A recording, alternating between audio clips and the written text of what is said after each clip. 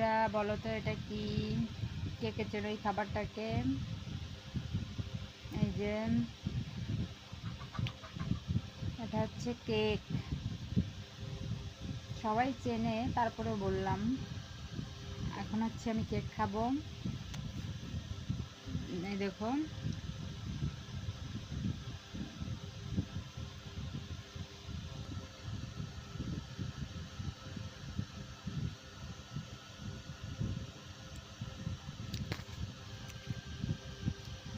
অনেক কেক আছে। কে কে খেতে চাও চলে আসো কেক খেতে আমাদের বাড়িতে।